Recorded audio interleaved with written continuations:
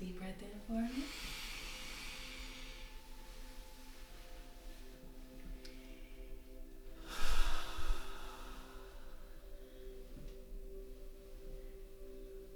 Last time I seen you, you was canceling on me because you partied hardy the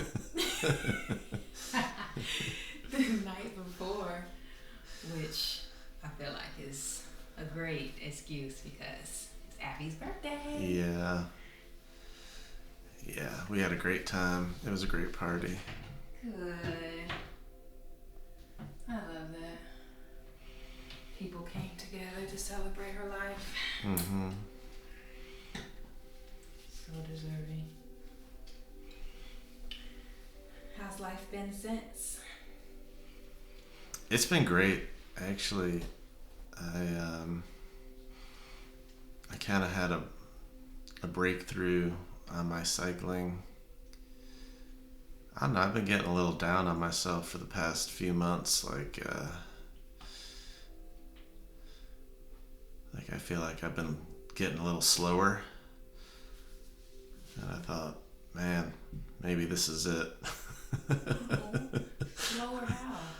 Like my rides have just been a little slower. Like my average speed on my rides has been a little bit slower. No. And I haven't been getting any like achievements when I go on my rides. But a couple of weeks ago, I actually just talked about this topic on the episode that I recorded yesterday. But I've been playing this game, the Whole Mind game. Whole nine? Whole Mind. Okay. Yeah, whole, WHOLE, whole mind. Use your whole entire mind to explore tensions, like choices, this or that choices. And I did it while I was on my bike, and I felt like I either needed to shift into an easier gear or I needed to like push harder, and I realized I was in a this or that situation. And I went through the game, and then the next time I went out for a ride, I had like one of the best rides of my life. And then ever since I played the game, I've had just incredibly good rides. On Friday, me and my buddy rode our bikes to Durham and back. That's a 90-mile ride. Oh, wow. And and I felt great. So it was all in my head.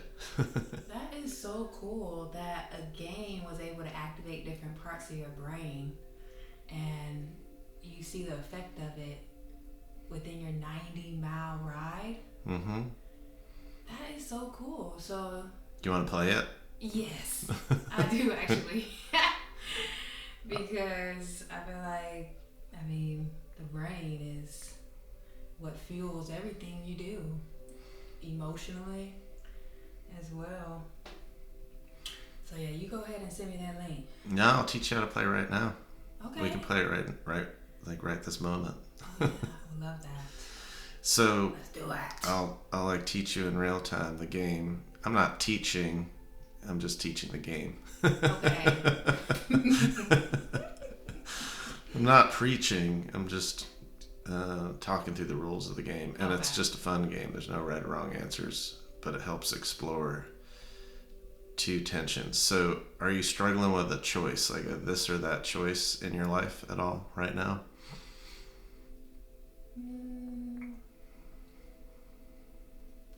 Maybe. Let's just say no. No. Well, that's good. Yeah. What's a recent choice that you had to make that you felt like you only had two options?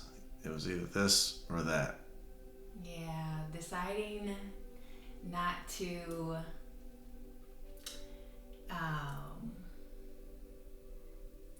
study a new skill. Ooh. It was either study a new skill or just focus on what I'm doing now. Okay, cool. So, study a new skill, Commit to it.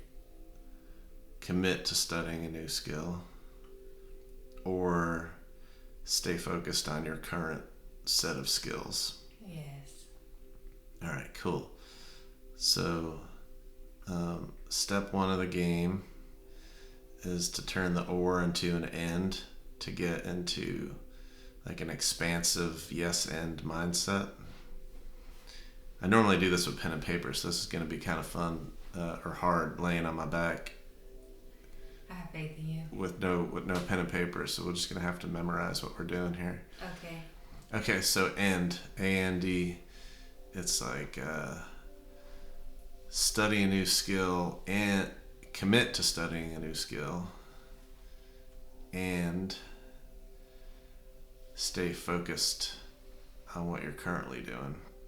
Mm-hmm. So the way that the game works is you ask 6 questions. You can like ask yourself. When I did it with the cycling, I was asking myself the questions. It's I feel like it's much more fun to do with another person. Yeah. But the step 1 is to rephrase it as an and, A-N-D, and then there's 6 questions is what's the best of one tension, and then what's the worst of that tension. Okay. And then you ask it again, what's the best of the second tension, what's the worst of the second tension. And then you say, what's the best of the best? And that's called the synergy phrase. And then you say, what's the worst of the worst? And that's a trap. It's like the shadow side. So you had study something new or stay focused on what you currently do. So what would be the best thing about studying something new? That I open myself up to new opportunities, a new reality, more freedom. More freedom. Or Yeah. more freedom. Yeah.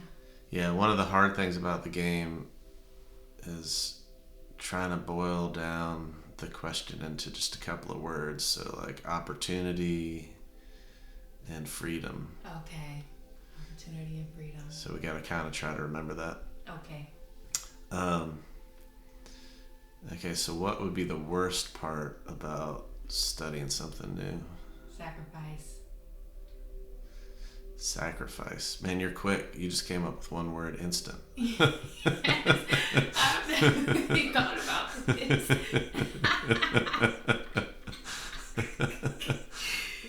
Oh. All right, okay. What would be the best of staying focused on your current skills? Precision. Precision. Man, okay. You're like the best player I've ever had in this game. Oh, thank you. All right, what would be the worst part of staying focused on what you're currently doing? Comfortability. Say that again. Comfortability. Or being comfortable. Comfortable. Yeah. Comfortable. Comfortable. Yeah. So, and that's a bad thing. Yes. The worst part is being comfortable. Especially. Interesting. Yeah, especially when I'm a very ambitious person. Now, can we remember the best of the best? I heard there was freedom, And opportunity, and precision. Mm-hmm. And comfortability. And comfortable. Yeah. But the best of the best was freedom, opportunity, and precision. Yes. The worst of the worst would have been comfortable and what was was the other one? I forget.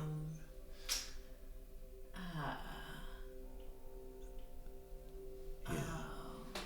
What was the worst of trying something new? The worst of trying something new. I don't think we answered that, but the worst of trying something new is sacrifice. Sacrifice. Yeah, we did answer that one. Yeah, sacrifice and comfortable. That's interesting. So the worst side, like the trap, is if you're sacrificing and you're in a state of comfort. Mm-hmm. So what kind of situations like that? What kind of situations in life would you find yourself comfortable and sacrificing? Situations in life where I would find myself comfortable and sacrificing. Well, in April, if I did not start this business, Soul Vibrations Holistic Wellness, I would have been comfortable where I was, content, but sacrificing more of myself, more of my abilities to create and to experience a new level of freedom. So, yeah, in April. Yeah, that's the shadow side. So, like, that would have been not taking the leap, right? Or, like, not starting the business. Yes. Not being brave. So maybe when you find yourself not being brave, that's the shadow side of this choice that you're in, this tension. Oh wow. And then the synergy side is you're looking for freedom, opportunity, and precision. And so it's not necessarily about starting something new or doing something you've always done. It's more like no matter what you're doing, the synergy side, the positive side is freedom, it's opportunity, and it's precision. Mm-hmm. Can you think of like one word or a short phrase for freedom, opportunity, and precision?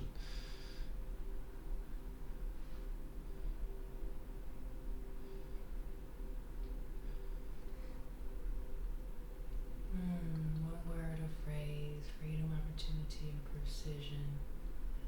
Quality. Quality. Of life. Yeah.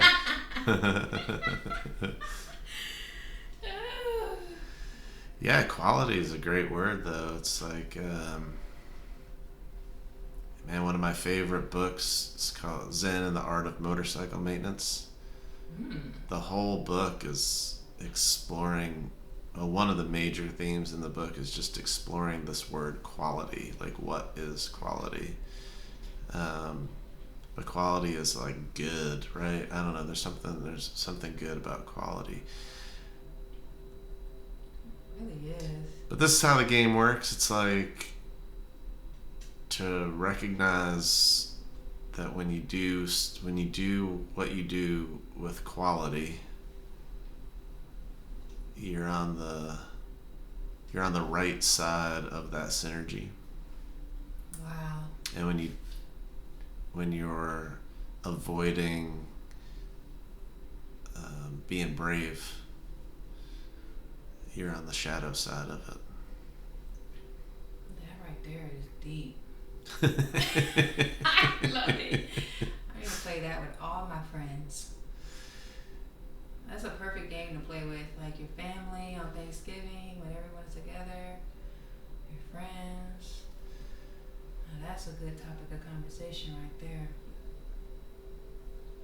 then you're able to, like, just, it opens up vulnerability and the ability to be there for the people that you love. Yeah. You know? Well, it's fun, I mean, anytime it's a this or that, it could be like, hey, do you want to go to the beach or the mountains this weekend?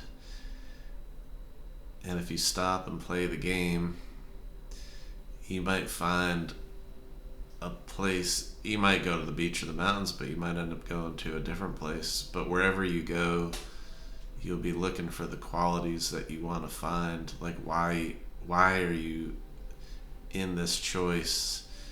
You get to understand what you're looking for. Yeah. And avoid the things that are the worst of both, right? So, it might be like you end up at the beach, but you end up at a place without a pool, and it's like, man, this is the worst. I don't know. You just end up Right. like, if you make a decision, you end up feeling like on the worst side of it. So the game just kind of helps explore what's the best and the worst of each side, and instead of thinking about those two only options, you can start to explore all the ways that you could achieve the synergy. Multifaceted concept. Yeah. Oh, yeah. Objective, subjective, contextual value. That is so cool. You had mentioned that you feel slower based off of you not receiving achievements. Is that the only reason why you felt slower on your bike ride? No, I mean, I don't think my body felt as good on the bike. Like, I could tell, like I was having, my rides were I was struggling. But then I'm not crazy about stats. I don't wear a smartwatch all the time. I'm not like, I'm not over the top with my metrics when it comes to riding. Okay. But I do have some benchmarks. Like, I just have some rides that I know. Like, I know when I leave my house, it should take me about an hour to get to a place, and when it takes me an hour and 10 minutes or an hour and 20 minutes, it's like, man, it's taking me too long to get to that spot. And I have Strava. There's a lot of people that use Strava that ride bikes and run. Mm-hmm.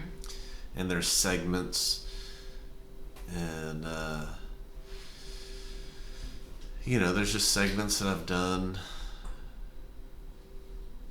them hundreds of times, and I can look and see how long it takes me to do that segment. And it's kind of nice, for years and years, every now and then I'd see a record, like, wow, I did that segment faster than I've ever done before. Like, that's cool. Right. And I'm not not been too worried about it. If I do it or don't do it, it doesn't matter. But when months and months go by and it's like, man, I have not gotten any achievements. I've not done any segments any faster. Like, everything just feels slower. And, I pride myself in being really optimistic about aging. Like, age is just a number, and I'm not getting, I'm getting older, I'm not getting slower, and maintaining flexibility as I age, and thinking that I can always be growing no matter how old I am. I can always be growing. Yes. So when you have, I'm human, I second guess myself, like, wow, man, I just haven't had a great ride in a really long time. And I was riding up a hill, and I thought, man, I need to either pedal harder, go faster, or I need to lower my gear and just slow down. Either way, I felt uncomfortable. I felt like I was in the middle of I had to make a choice between pedaling faster or changing my gear. And so I played the whole mind game. I just went through it on the most recent episode of Authbition. But where I came to my synergy phrase was pedal with ease, and a way to do it was like shift internally before shifting the bike. Like find, and it doesn't, one thing I didn't talk about was it doesn't have to be about a bike. It could be about anything in life. Like instead of looking for external ways to shift into an easier gear, to shift into an easier attitude, to shift into something that feels better, instead of looking externally to find it, look internally. And so the next time I got on the bike and I got to that hill and I was tempted to pedal harder or shift into an easier gear, I said, yeah, remember, pedal with ease, think about my form, find the efficiency in my body. And then I just had an incredible ride. I got the PR on the hill, and every ride since that has been it's just been like better and better and better. Every ride I've gone on has been faster, and really nothing changed other than my attitude, and it was just discovered by exploring that tension, by exploring that this or that. Yes. So it was really no roadblock. It was just you needing to reconfigure. Yeah, just rethink like there's more than two ways. There's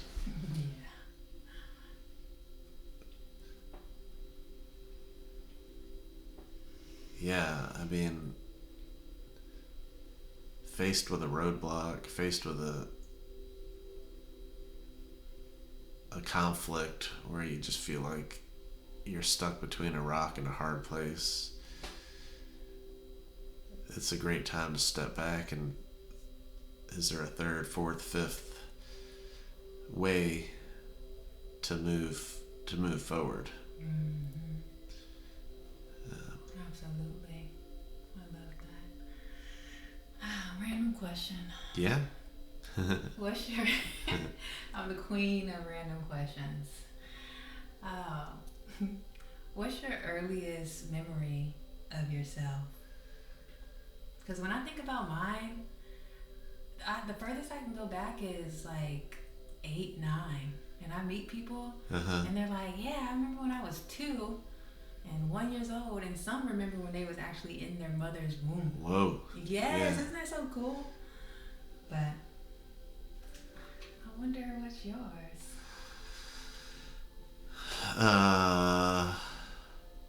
Yeah, I remember being really young, like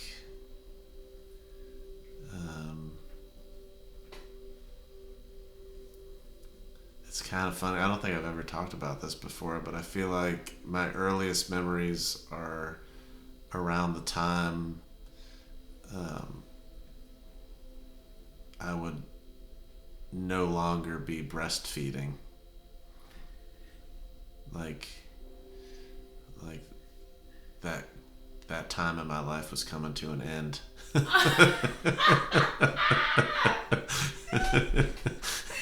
didn't know if I laughed or not.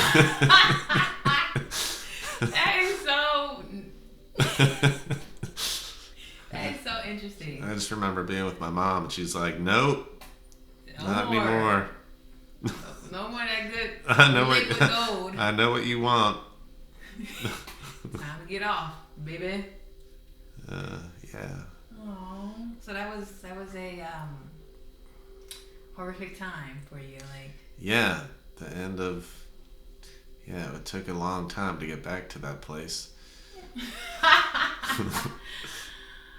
Dang, that's That's interesting because is it because the milk was so good or was Oh, I it? don't know. I I don't. don't know. It could be anything. Just the nurturing aspect of it. Son to mother. I mean, I'm a physical touch is like the most intimate situation for me, and I just remember loving on my mom, hugging. I would just hug my mom. I was a little mama's boy, clung to her like a little monkey wrapped around her constantly. Not a little monkey. Um, and I don't know, I was separated from her, like very shortly after I was born. Um, she had a brain aneurysm, and I have a older sister and an older brother, and we all were, and my dad, like back in those days, I don't know that it wasn't like a dad would stay home and watch the kids kind of a situation. So my mom was in the hospital. I was tiny. I mean, I was like, I don't remember any of this because I was a just brand new baby. Um, but I guess my dad kept on working. My sister went and was moved into like the church school where maybe the nuns lived. Um, my brother went to stay with one set of grandparents, and I went to stay with another set of grandparents. So I was separated from my mom right away, like as a real young baby. Um, to be perfectly honest with you, I don't know what the whole breastfeeding situation was like because again I was a baby and I was separated from her, so I don't know what was going on. I don't know if that'd be an interesting question. I could probably find out from my sister what they were doing if I know my mom would have been like not into the whole formula situation, but maybe they had to do it, you know. Yeah. That just wasn't her ideal. But I had uh, like abandonment is probably one of my biggest fears. Um, and yeah, so whenever I was with my mom, I was like clinging on to her, like because I didn't want to be abandoned. Uh, I think. I mean, I don't really know, but to this day, like Abby will tell you, I like cling on to her. No, Mama Bear. Yeah, you know, Yeah. it's just it makes me feel safe to be close physically. Um, so physical contact is, as you know, as I'm laying here, pretty vulnerable situation. Yes. Yes, you definitely love your massages and just knowing you, I've just felt a kindness, just courage, empathy, passion, your loyalty. As you know, I'm an empath, so just your progressiveness and your evolution, and you're just a wild and free type of guy, and to be appreciated. Like you're someone just to appreciate. Just you coming into my reality, you have expanded my perspective on life and how life can be lived. Like I love nature, and you airstream a lot with Abby and your dogs, and whenever you tell me you're going on vacation. Well, it's not really a vacation; it's a lifestyle at this point. Mm-hmm. And I see that first picture pop up of you and Abby, or wherever you all went, and I'm just like, envisioning myself there. So I've always appreciated that from you. So just thank you for being a healthy cell in the world. You and Abby.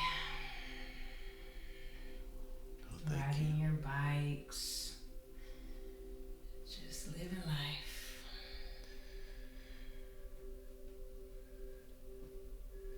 Yeah. Mm-hmm. Yeah, life's too short not to find ways to enjoy it every day. Yeah. The emotions can sometimes take over, but that's why it's imperative that you just take inventory of your mind. Mm-hmm. And explore the tensions that you were talking about earlier and play that game.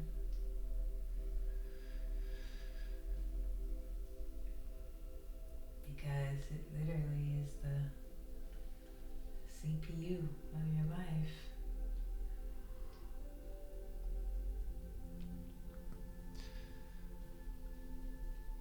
So let's see.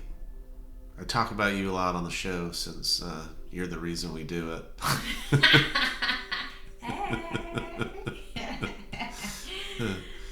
Oh gosh, I'm an ingredient in you doing it. Yeah. What was your original thought process when you're like, hey, why don't you do a podcast of your essays? What were you thinking?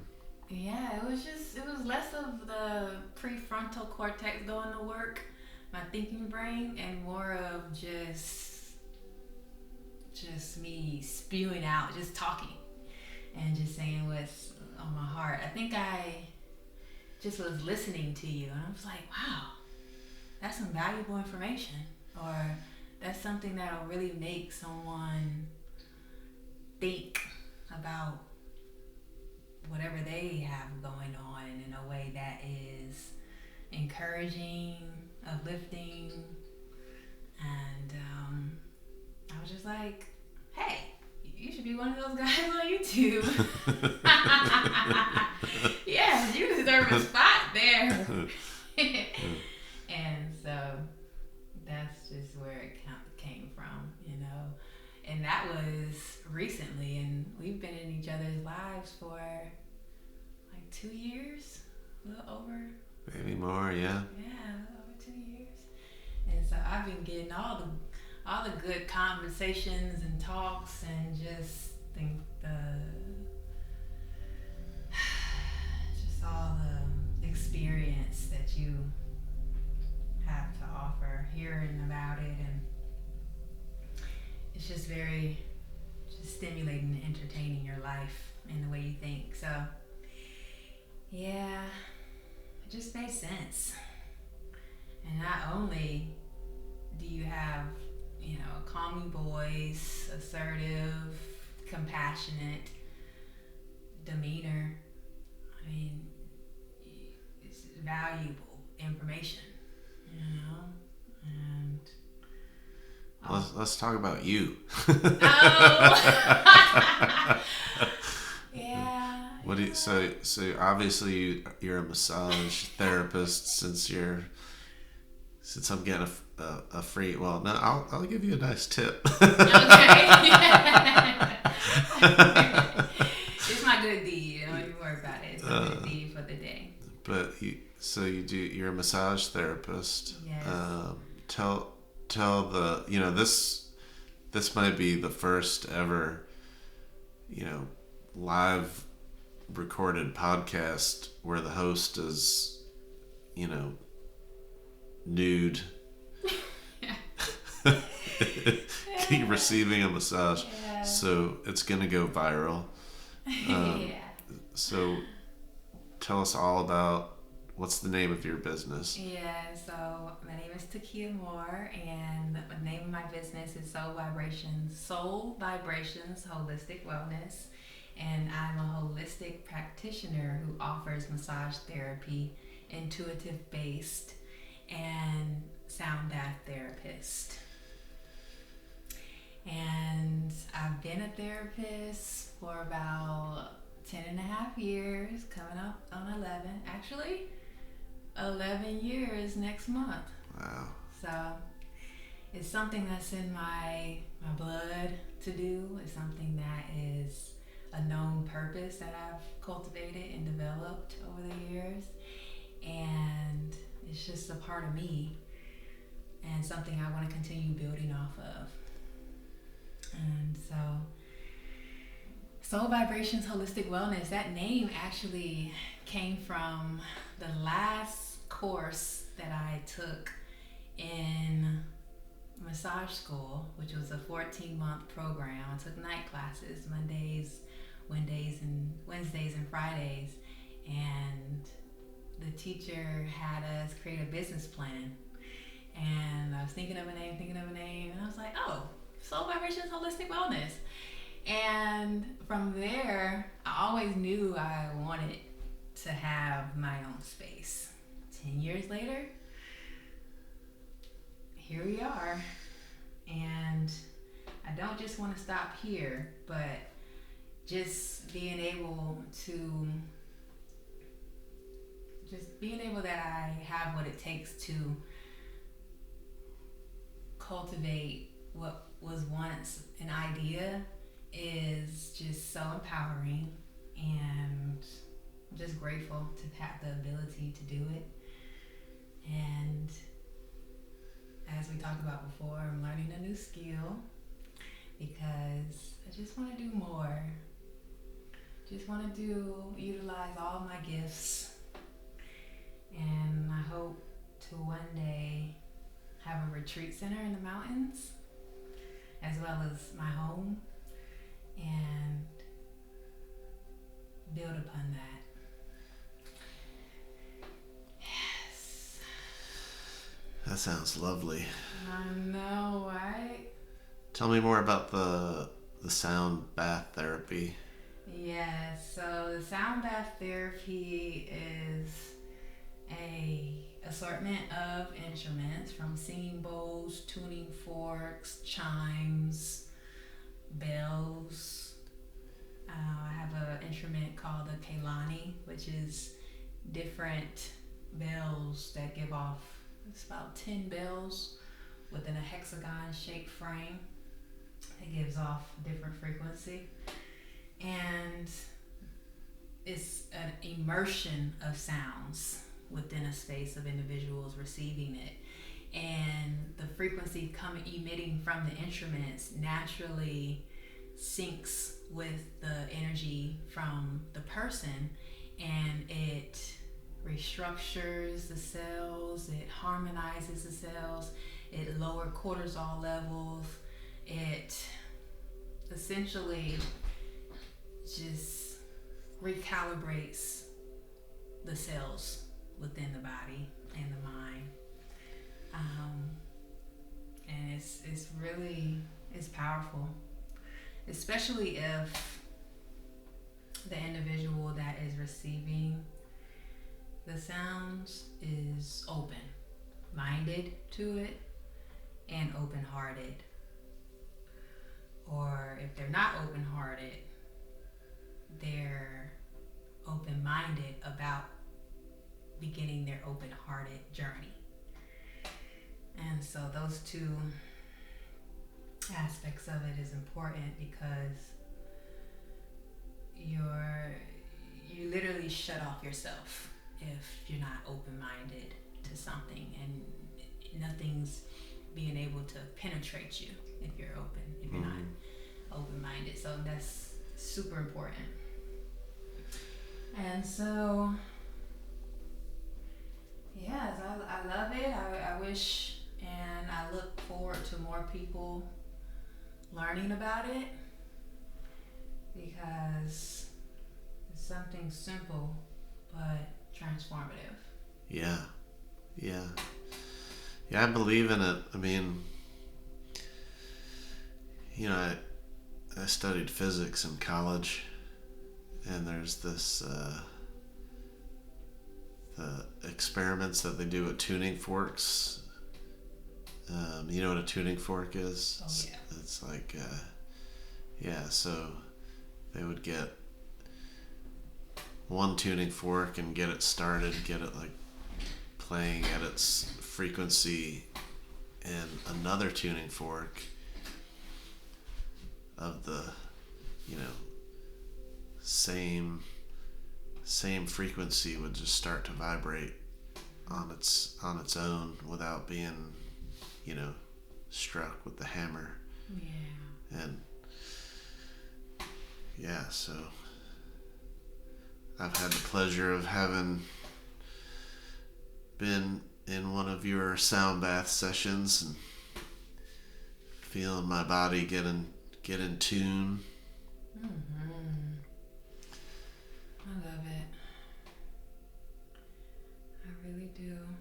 And people ask me all the time, how do you not get tired? Oh my goodness. And you know what? Sometimes I do. But I recognize that not often do I get tired because I know that taking care of myself, mind, body, and spirit is crucial for my longevity and for my quality of work.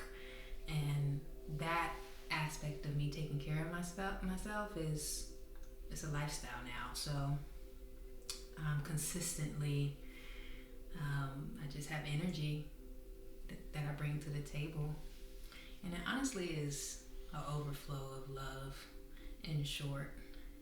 And I think that is definitely one of my gifts that I've been able to hold, is just an overflow of love and nurturing energy, thoughtfulness, empathy, and just holding space for individuals that in their world they're constantly going and they have no time, or so they say, which, I mean, I get it, to take care of themselves, the way they desire to on a consistent basis. So it's just a lot of joy that comes with it. Do you remember our first time? Ooh. You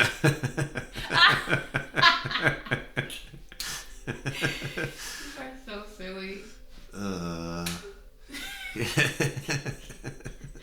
Because you stay near the wellness center I met you at. Yeah. And so you probably was, I don't think it was a recommendation. I think you just maybe stumbled in.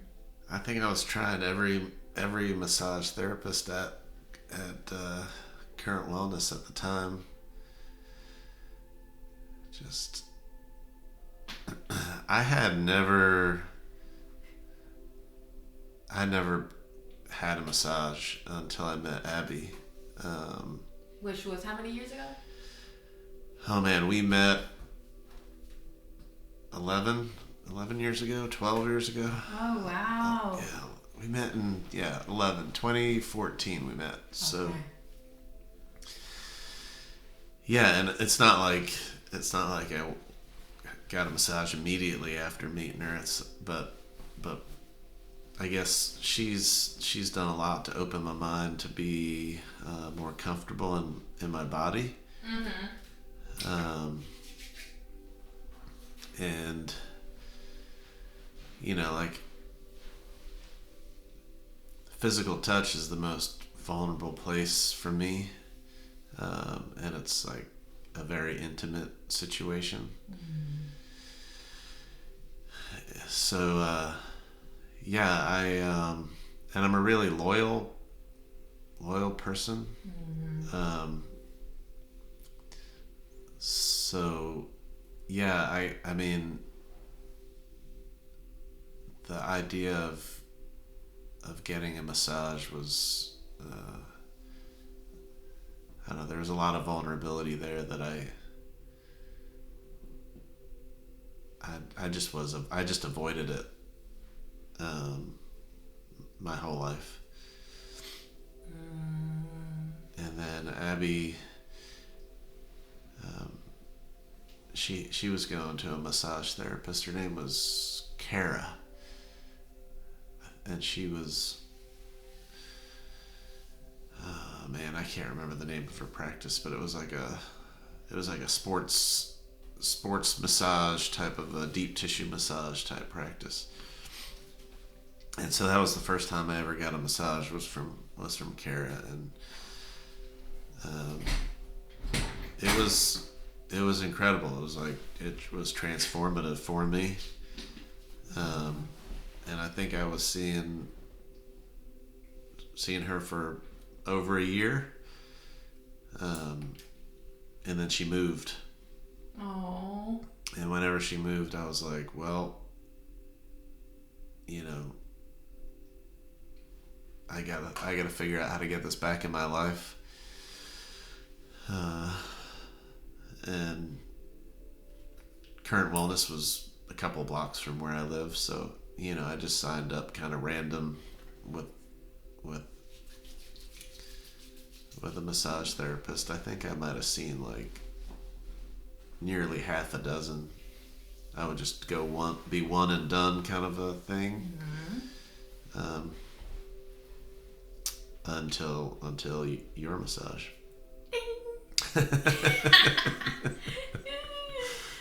Big up Current Wellness. Yeah, so that's beautiful.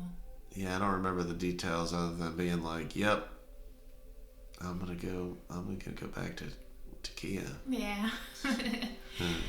And then I met Abby short after. Yep. I was like, wow, they're both so cool. Cool as in just the people that I can like connect with, without the extra effort. Just down to earth. Cool. Don't get your nervous system all riled up. Yeah.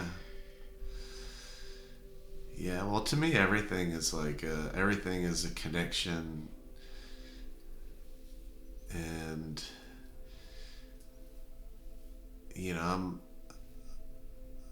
I'm not the type of, I don't think I'm the type of person that would be like, oh, I just need a massage, I'm gonna go like, it's not just about rubbing my muscles, Absolutely. So it's finding a person that you can connect with, that you can have a relationship with, but I think that about everything. I go to the bike shop. The bike shop is not a place to just like drop off my bike and pick it up. I don't just drop it off and then they fix it and then I pick it up. It's a place where there's a community of people that work there, and they have lives, and I hang out there and have conversations with them and watch them do their work. I've had gone on rides with them and gotten to know them as human beings. They're human beings with families and kids and mortgages and all the things, and they're there turning wrenches, fixing bikes, and so I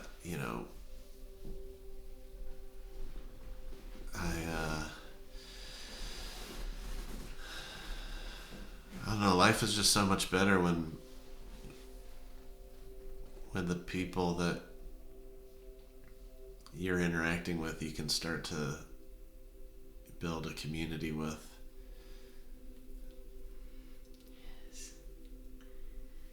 Yes. I go to the farmer's market once a week. I try to go to the farmer's market every Thursday morning. And I go to local seafood and buy fish, and I've gotten to know the guys that work there, and one of the guys that worked there, his name's Kent, and I gifted him a book to read. And it's not just like, it's not ordering fish off of DoorDash and having it dropped off on my door, and I'm not trying to save time. I think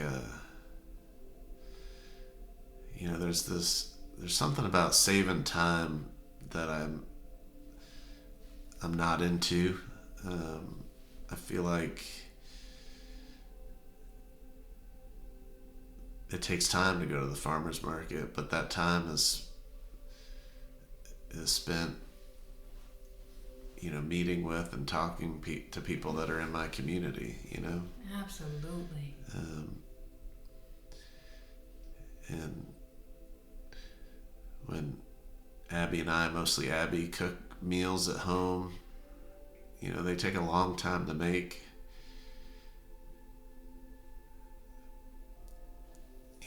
But we're together having a conversation, spending time together that whole time. And I feel like if every single thing we did was as quick as possible, we just wouldn't spend time with anybody. Mm-hmm. At any point before this reality you're living, had you had a vision of this reality before? Like, did you ever think that your life would feel like this or look like this?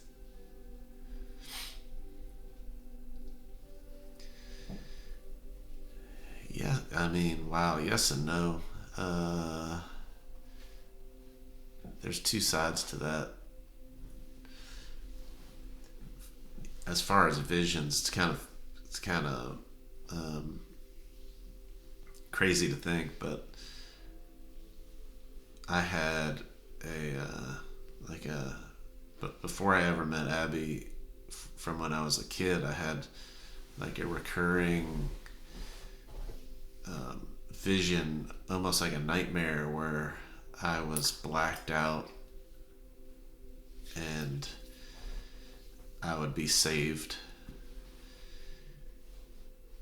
And like, as my eyes opened, there was this face of a woman over my head,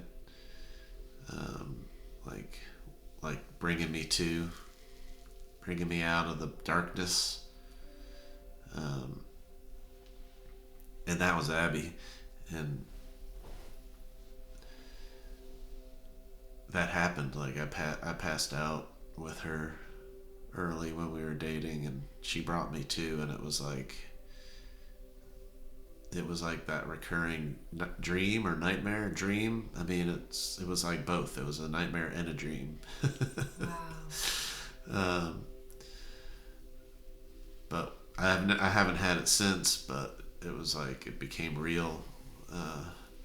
So as far as like visions or like more mysterious visions, I would say yes. But on the flip side, whenever I've created in my mind an ideal picture of the future, it's been like a recipe for disaster. It's been like creating a reality that's just not real, that's not promised. And then there's almost like this comparative mindset of like comparing your current reality to the ideal one that you created. And I think that has led to a lot of suffering. In my life, I've pictured myself in certain ways as a married man, as a husband, as a father, And a lot of those visions were, came crumbling down. They're more like my ego, some fortress that I had built of a reality that I wanted. So, yeah, it's almost like when the visions come to me, they're more representative of a good life. And when I try to make the vision, it's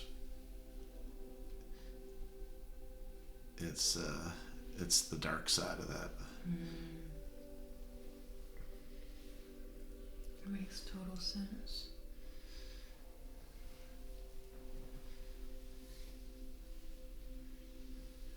Whenever you were deep in your biomedical engineering journey, Yeah. the person you are today, were you walking in him then? Did you still carry the dominant characteristics and personality traits you did then? Well, that you have now then? Yeah. I mean, I think that there's like a core, raw, unfiltered me that's been there from the beginning, from when I was to my earliest memories.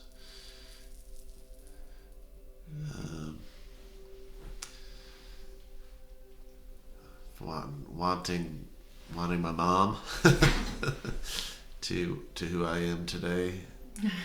I mean, I think I've always been curious. I've always been kind of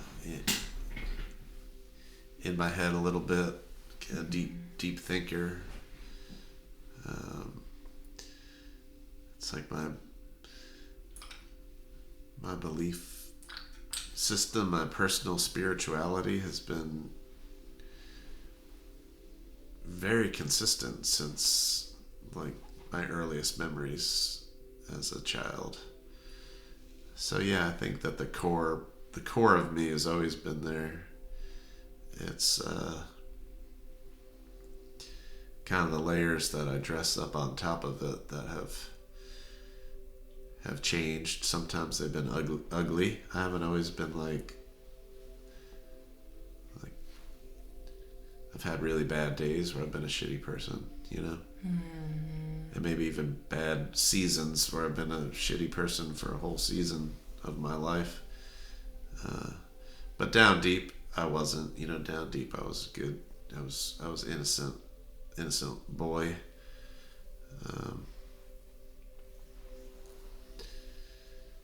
So yeah, I think I've always had that core of me in there. I think I'm just closer to it now, or it's just this most recent version of me is as stripped down as you get.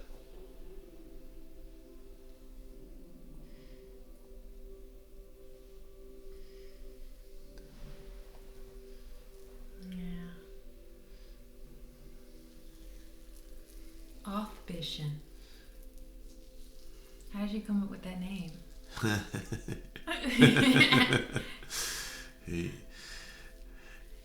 Yeah, well, you're like, hey, you should start a podcast.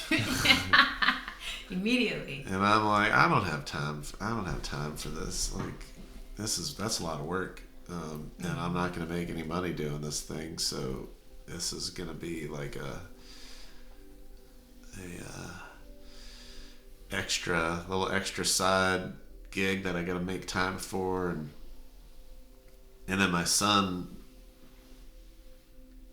who's very quick to be honest with me, I asked him, I said, hey, Takia suggested I do a podcast. What do you think? I expected him to say, that's a stupid idea, Dad. You're gonna sound like an idiot.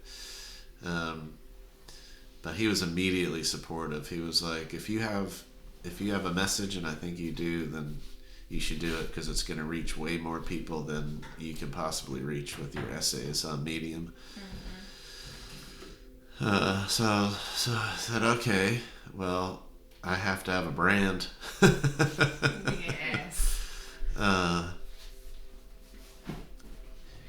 I enjoy, it's one of the things I really enjoy doing. I've been an entrepreneur my whole life, so the idea of coming up with a name of a thing is something I really enjoy. And the theme of authenticity has been circling around me for a long time. I've been given a lot of feedback over the past couple of years about my writing is authentic. I've got something to say about being authentic. So I knew that it had to be something about authenticity. And I sat down and I thought about why I've done all the things that I do. I've taught in high school, I've taught in college. I'm a mentor to medical innovators. So I'm a professor, I'm a teacher, I'm a writer. I write memoirs and personal essays, and it's like, why? Why do I do this? And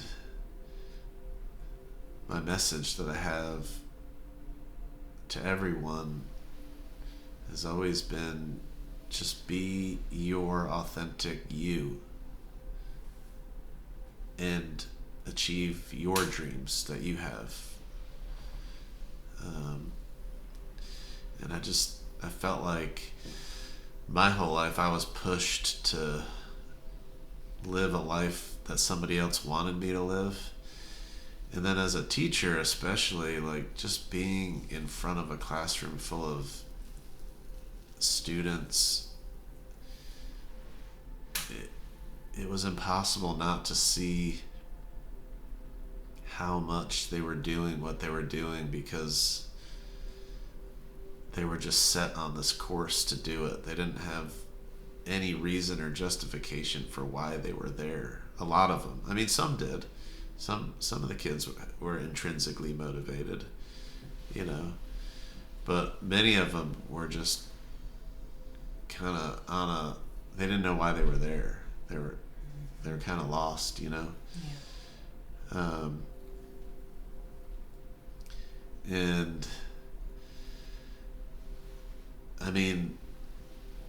society and family has a lot to say about what people should be. And I don't know, even as an entrepreneur, I'm an entrepreneur. I teach entrepreneurship. I teach innovation.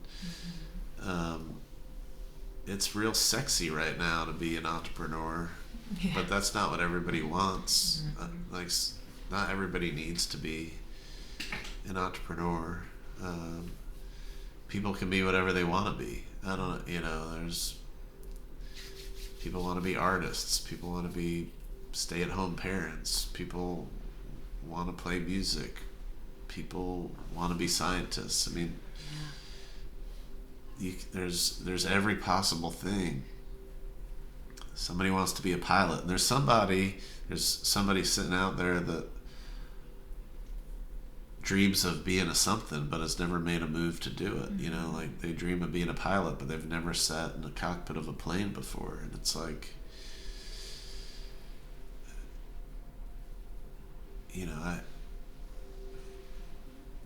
one of my students, I taught seniors in biomedical engineering at NC State, and they were all, they would all be in their last year before graduating, and this one young woman came in my office right around the time they were going to be finishing up school, and she said, I just want to start a food truck. Yeah.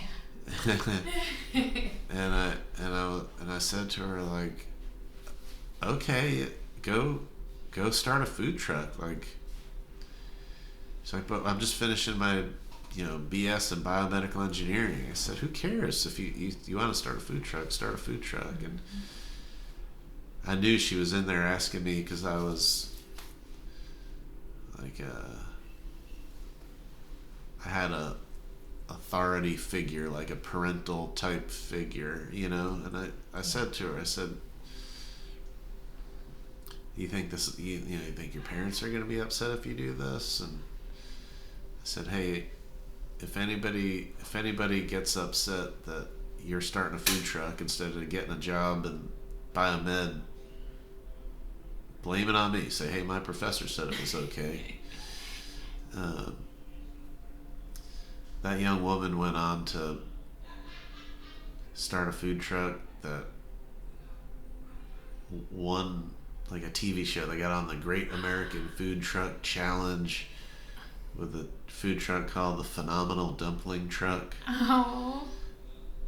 Her name is Sunny, was my student. Wow. And they won. They won the whole show. Wow. That just gave me chills.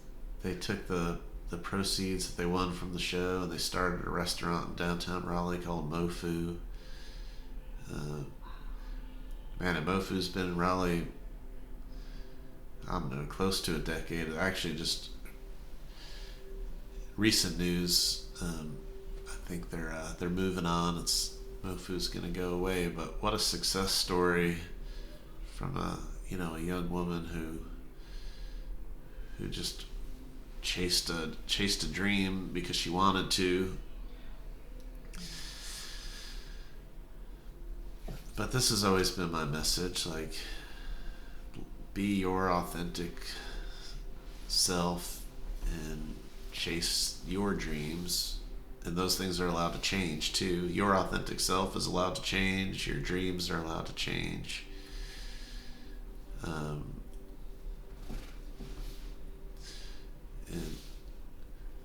be an independent thinker, think for yourself.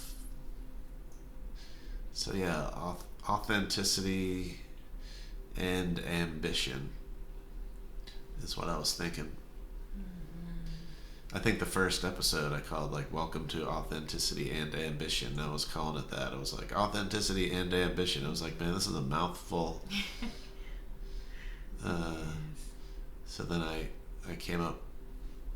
blended the two words to Authbition. Nobody can pronounce it or spell it, but it's cool. And I was able to get authbition.com. Yes. It's actually really easy to say, Authbition. Yeah. Yeah. So yeah, I made up a word. Maybe it'll be in the dictionary one day. I know, right? Make some shirts. I'll wear it. Because that'll people will see me wearing it and they'll be like, what does that mean? When it asks about it. Yeah. I'm gonna get Authbition shirts. We could put a definition on the back. Yeah. That whole mind game that we played at the beginning is part of it too. So authenticity, you can say what's the best of authenticity and what's the worst. And what's the best of ambition and what's the worst. And Authbition is the best of the best of authenticity and ambition, because there is a shadow side too. There's a shadow side to being authentic, and there's a shadow side to being ambitious. And so what's the shadow side to authenticity? Ooh, yeah. So I think the best of being authentic is you're true to yourself, you're intrinsically motivated, but being authentic also comes with the ability to be taken advantage of for your vulnerability. Like, I think vulnerability is a good thing. Being vulnerable is a good thing. Mm-hmm. But when you make yourself vulnerable, you can be taken advantage of. Absolutely.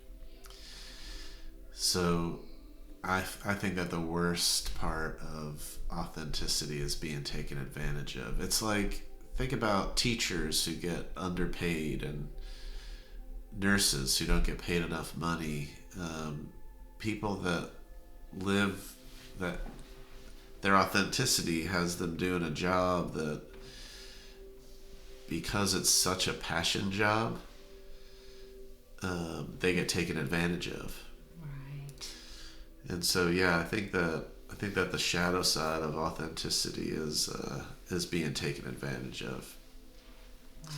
And then the shadow side of ambition is success for the sake of success. Like, just make as much money as possible, and who gives a shit about what happens to people. And that to me sounds like, like a big bank, big tech, the big bad companies, Yeah. And so when I look at the shadow side of Authbition, what I see is, and I feel bad when I say this, because no offense to anybody who's working at a big bad bank, but someone who's being taken advantage of and working to help push forward the mission of somebody else's dark side of ambition, right? Like, people that are getting taken advantage of for the sake of the dark side of ambition. Taken advantage of to make a shitload of money for somebody else. Yeah. So that's the shadow side of Authbition. And the synergy is like, hey, I'm intrinsically motivated to do something that I find meaningful. And how easy any human being can slip from one into the other. Wow. Literally. Slip right into it. How do you prevent slipping? Yeah, I think it's I think it's speaking these things out loud, and it's having these conversations with people, and it's doing things like playing the whole mind game, just I mean, right when we started this conversation, it's like, wait a minute, what could possibly be the downside of authenticity? And so I think it's self-awareness. It's taking time to reflect. It's people talk about meditation and exercise and taking time to be quiet, like minimize distractions, turn off the music, and go be in nature. Just sit alone in nature with the trees. Yeah. And I think part of that is it allows us to take the time to self-reflect and have these conversations with ourselves and with our loved ones, and with our massage therapists. And be like, holy shit, that's me. I'm getting taken advantage of, or Reels. like, that's me. I'm trying to be ambitious, and I'm hurting people around me, that's not right. You know, Right. and if we don't take the time to talk about it, then and be vulnerable to say it about ourselves, to say that that is me. I am hurting other people right now. Absolutely right. And I know I have absolutely been that person that's hurt other people by being, taking people for granted or not being thoughtful enough. Do you think that's a flaw in someone's character when they're, so ambitious that they're taking advantage of others? Or you think it's like a demon on their back? Yeah, I see the good in everybody. I just see it's so easy to have these black and white decisions that we face from when we're children. It's so easy to see them turn into those evil outcomes, like people that are doing terrible things. I don't think that they're intrinsically bad people. I don't think that they want to be doing harm.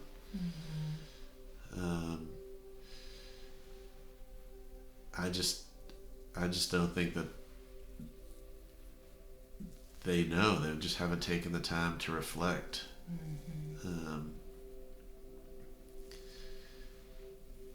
And it's hard. It's painful too.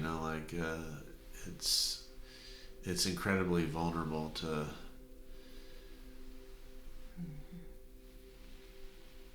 let that guard down and have those conversations.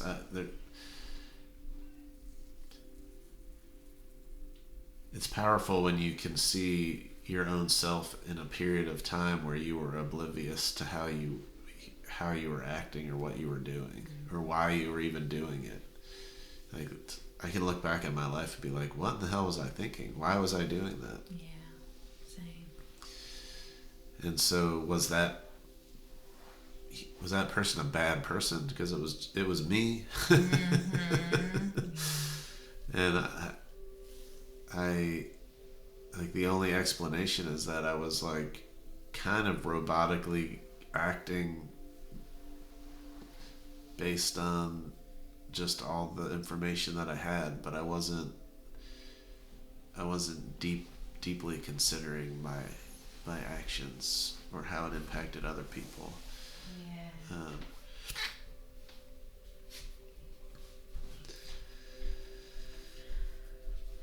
Yes. Deep breaths.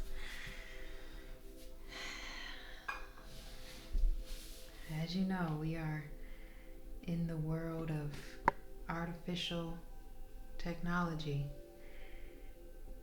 and with this beautiful movement of Authbition, I feel like people better tap in. People need to tap into it, okay? Because I'm just wondering, like, anything used in indulgement, I feel like it's a recipe for disaster. And AI is scary, but it also can be lucrative. Yeah. What do you say to those people who religiously, systematically, primarily rely on ChatGPT for most things? Yeah. Well, I wouldn't criticize anybody for using it. And I use it myself, so. Yeah, me too. there's a couple of things I feel like, especially being an innovator and in the world of entrepreneurship, when things become popular, they've been around for a really, really long time. A good buddy of mine started a company called Stat Sheet. I think that was the name of it. I could be wrong, but it changed names to Automated Insights. It was an AI company. It was about a decade ago. And it started off as a way to, their very first product was a way to take stats from like a basketball game or a sporting event and turn it into like a story written about the game after it was over.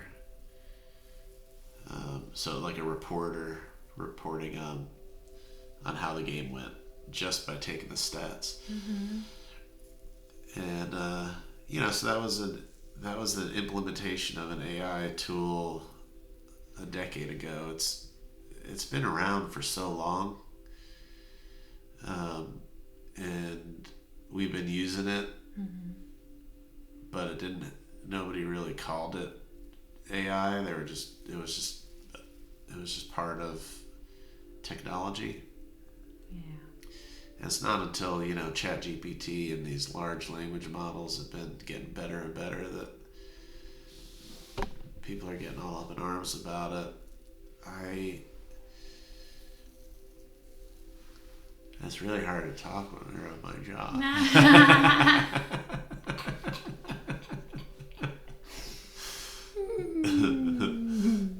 That's funny.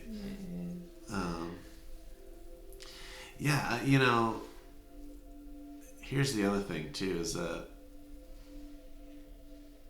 I say, and I've got this saying, health, happiness, kindness, respect to every being and all things. And I say all things on purpose because we're all matter and energy. Even a rock is matter and energy.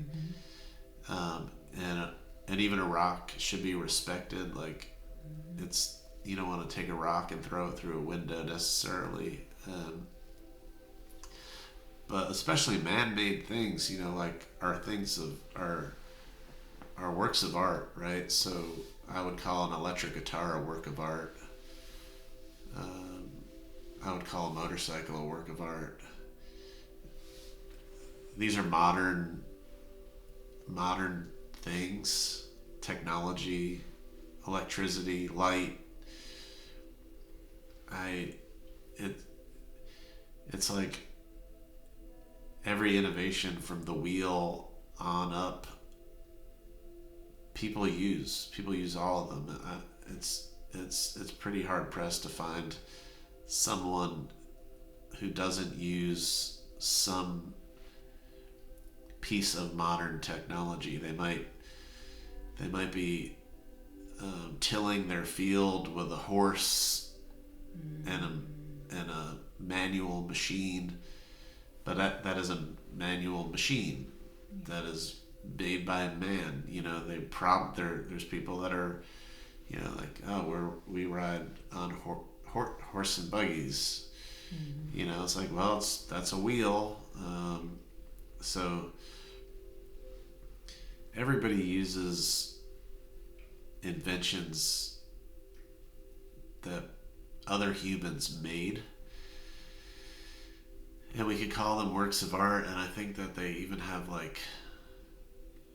I'd say that there's soul in it. There's soul in that electric guitar. If someone makes something, someone builds a boat, there's soul in that boat. And it might not be a popular position, but the people that are building tools like ChatGPT are human beings building a tool. They're putting their life, they're putting their days, their time, their energy, their sweat. They're spending time away from their spouses and their kids to build a tool. And that tool has some kind of soul. That tool is to be respected. But the thing that I feel like is there's misinformation everywhere. Like you go into a library, you get a book. What you get is not pure truth. Like, you can pick up a book in a library and it'd be filled with misinformation. A newspaper could be filled with misinformation. Google is filled with misinformation. So the thing about ChatGPT is just another tool. It could be filled with misinformation.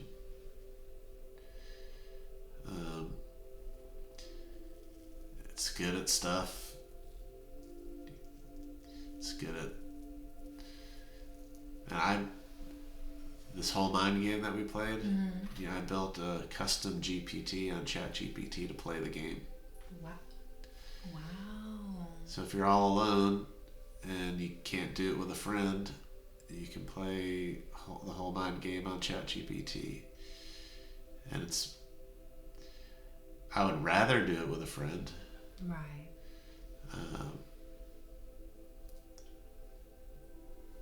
But it's kind of a nice tool when you're all alone and it's like, oh man, I'm having a hard time coming up with answers or doing this by myself, so I can use this AI tool to play through the game, and it's useful.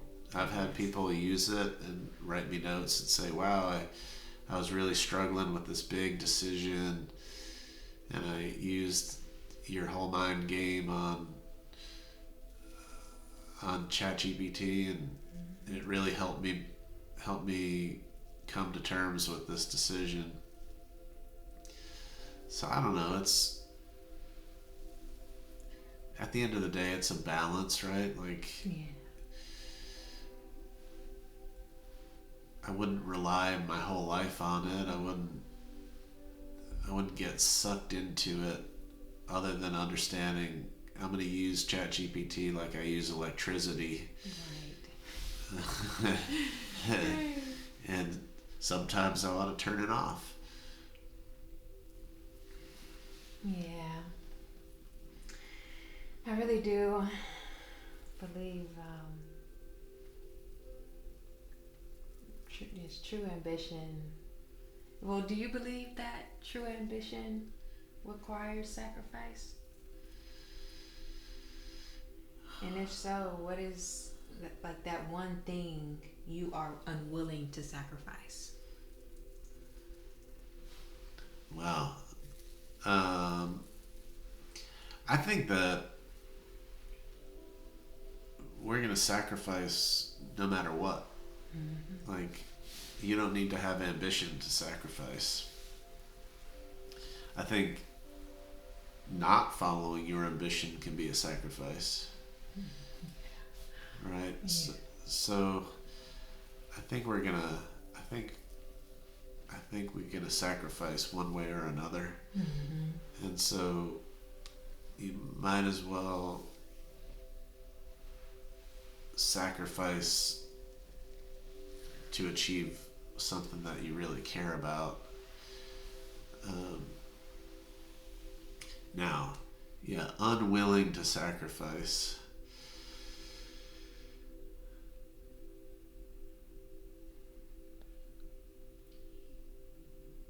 Prioritizing, time, the time I spend with Abby, with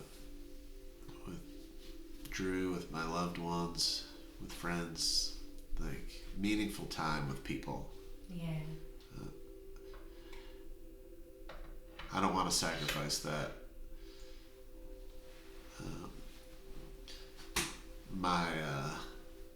My body, my health, the time I spend. I don't mind spending 3 hours a day on a bicycle or 3 hours a day doing exercise, because I'm not gonna sacrifice my body. Um,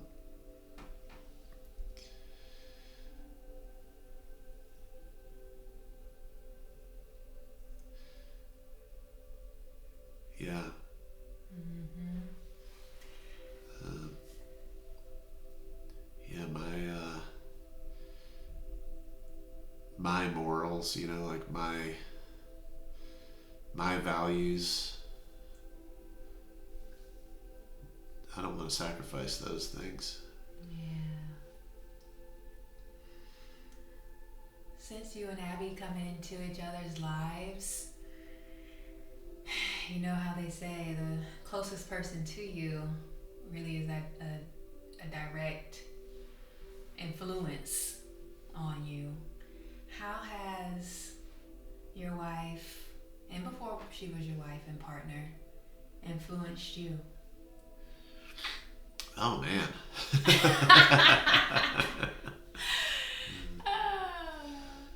Gosh, so many ways. Oh. I mean, she's helped me be the best version of me. She's just helped me be human in my body and my mind, and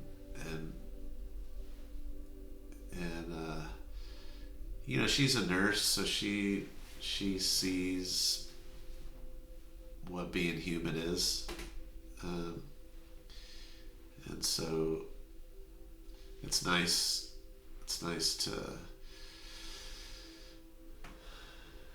feel you don't have to like perform. But more than anything, it was that she challenged me. She challenged my. I say things with like great conviction, like I know what I'm talking about. Yeah.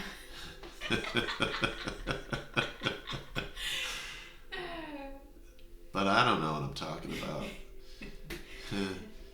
And she'll be like, "What do you mean by that?" I mean, gosh, I taught a thing. I used to teach. One of the topics that I taught was called need statement development. It's part of define the unmet need. It's like this thing in medical devices and entrepreneurship and defining the unmet need. I had all these ways to do it and all these methods and all this stuff. And we were sitting at a bar. It was back when Busy Bee used to be Busy Bee. And we're sitting at the bar at Busy Bee, and she was just like, "What do you mean by need? Like, I don't know what is a need?" It's like, is it an objective? Is it an outcome? Is it a goal? Like, what is it? And gosh, that whole line of questioning made me explore, like, wow, what I'm teaching is so confusing because I'm saying it in a way like I know here's how to do it, this is the right way to do it, and meanwhile it doesn't even make any sense. So just the way that she's helped me unravel my own thoughts has been an incredibly valuable way to grow. Mm-hmm. Do you all still date? Oh yeah. I know that's right. Never stop dating. Oh, no. Love is beautiful and to be experienced for sure. Loving yourself and family members and partnership, passions, hobbies. Beautiful. I'm glad that you are able to experience such a deep love and consideration for a person like Abby. Oh man, it's the best. Yes. It's like a constant hit of dopamine. That's yes, absolutely. Oh. Yeah, I could tell y'all just take care of one another. It's like y'all are selfless to one another, you know? It's just, obviously, I'm not a fly on the wall or anything, but just experiencing both of you individually, it just feels like alignment and fresh and just healthy. Dang, when I massaging for 11 years, I have came across so many different experiences. And when I'm really thinking about it right now, or other times I sit and think about the different realities I've been immersed in just by placing my own energy in another person's energy field and hearing what's been being projected off of them. It's like I'm experiencing it, you know, with them if they were to speak about it. Or even without speaking about it, I can feel it. And so, you know, at one point I did have to learn different techniques on protecting my energy and realizing what's coming up within me that's not mine and release it. So that when I did that, it was easier to, you know, just open up my heart to people and present myself the way you feel me throughout sessions. And so, yeah, it's just so many different realities being played out all around us, and it's so cool. I think I know for sure my experience as a holistic practitioner, massage therapist, it has shaped my large perspective on life. And I'm just so grateful for it. So much wisdom has been acquired through other people's stories. That's awesome. Yes.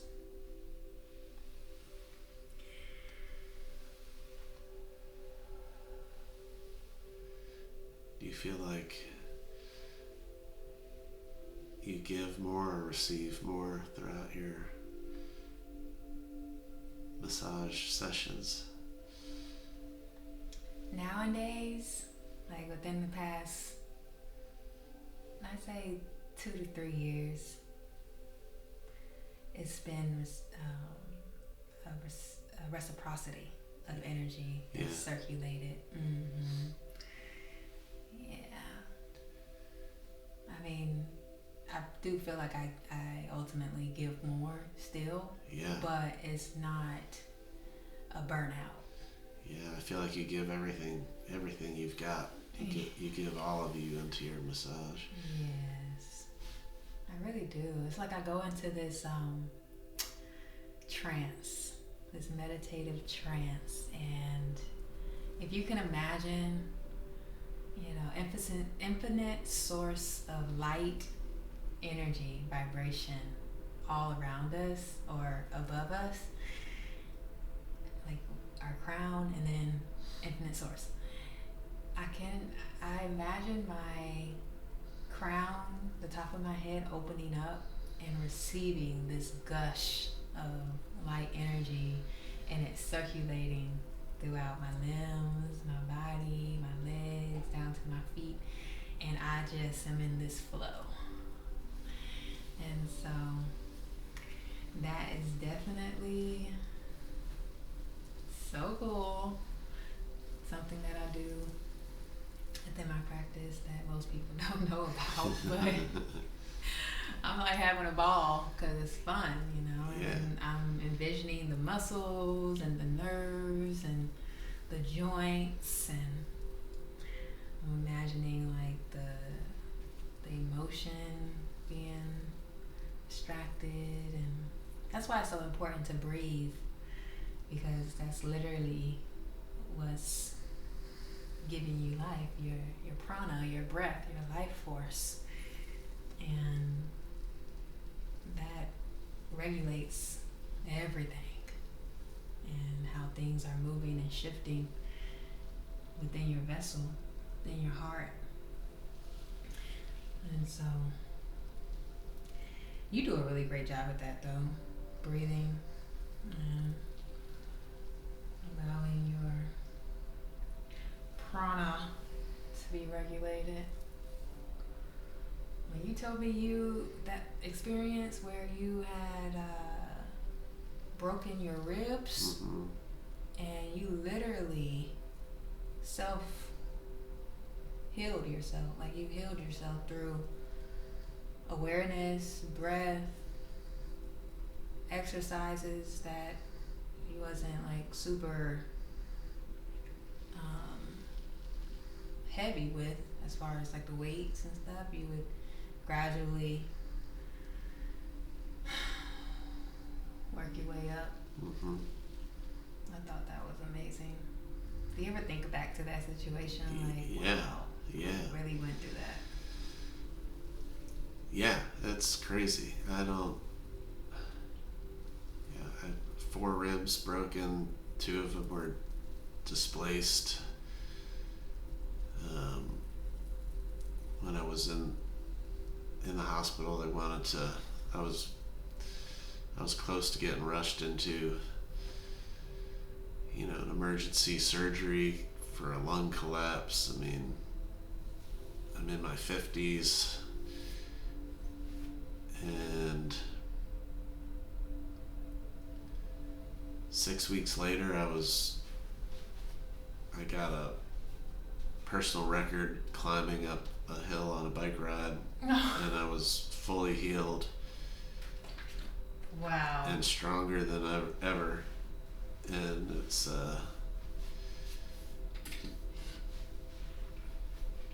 it's definitely one of those moments where I believed something, and people doubted me. People were like, there's no way you heal that fast. And it's crazy because I had a much less bad injury to my ribs 20 years prior. When I was 30, I had a bike accident similar, bruised my ribs, and man, that took me like 6 months to recover from that. And it was all about my mindset. And it doesn't even, sometimes it doesn't seem real. It's like, oh, that's impossible. But no, that was legit. It surprises me even to this day to look back on it and be like, wow, shit, that really happened. Yeah. Yes. Nowadays, there's nothing that's impossible, because whenever I get on that internet, whether it's Facebook or Instagram, YouTube, I'm like, wow, how creative is that? I would have never thought to make art piece out of shattered glass. Yeah. The way a person can make an idea or make a concept or, make a vision reality is just beyond me. Yeah. And in me. Yeah. So how do you feel? Amazing. Good. Feel like your throat chakra has been exercised?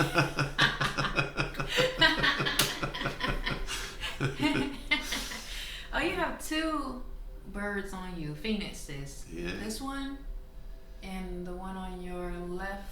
Yeah, I got this. Yeah. This other arm too, right here. Yeah. Oh, you have 3. This is an eagle here. Oh. Yeah. So what does the birds represent to you?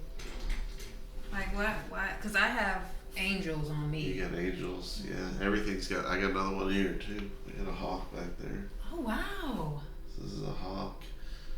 This is a phoenix. This is, Indian representation of a bird. Mm-hmm. The eagle here. Yeah, all birds Freedom. Freedom. Yeah. Beautiful. You got your ring tatted on you right here. Yeah. Do you ever wear your tangible ring? Rarely. Oh, okay. Yeah. That's dope. You're dope. Please stay in my life. You and Abby. You stay in my life too. When you get that studio in the mountains, the retreat, you know, we might just have to move. Yeah. Yeah, bring the dogs. They would like it up there. Yeah. Oh my gosh, the mountains when I went last with my two friends at the beginning of the summer. I've been before, like a long time ago, years ago, but it was like over there near Dollywood, and it kind of scared me because the mountain was real steep, and going into it was going up the mountain, and it was a two-way, but a one-way. Oh yeah, two-way really narrow. Yeah, so if someone was coming towards you, somebody had to back up, and it was us who had to back up. And then once we actually got there, the driveway was literally at a slant, and if we didn't have the emergency brake on, we was going sliding. And then it didn't have any railings, and I'm like, I'm never coming to the mountains ever again. So I went this last time, and when I tell you, Andrew, that fresh air, the trees, the silence, the stillness, which is like the stillness, I recognize that it's always within us, but it's more amplified when we're in environments that pull it out. Yeah. And it was like my nervous system just experienced something that it never experienced before. And so anytime I have experiences that make me like feel just so serene and blissed out in a calm way, whether it's going to the mountains or ayahuasca or psychedelics, which I don't really do anymore just because I've experienced an enlightenment that doesn't cause for that anymore. I always my intent is to really soak up what I'm experiencing, so whenever I come back to reality, which my reality was coming back to Raleigh, I want to be able to channel that experience. So it wore off. Yeah. But it's just like ever since I left, I'm like, I have to create that a reality because that is so me. Yeah. And then you experience it all the time going biking. Yeah, we do. We go as much as we can.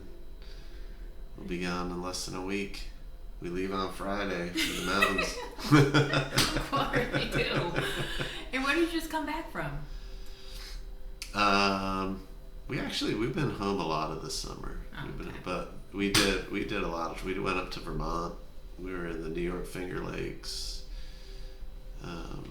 So we've done a lot of travel early like in the spring. So we're ready. We're ready to get back to the mountains. Yeah. And this is the best time because it's going into the fall. Yeah. Before the winter. Yeah. All right. Take a deep breath for me.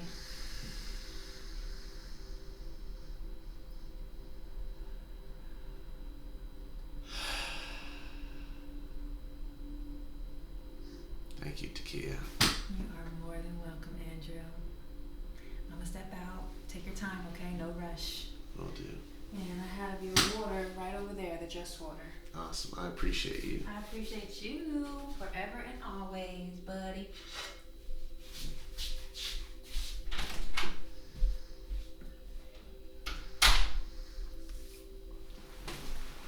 All right.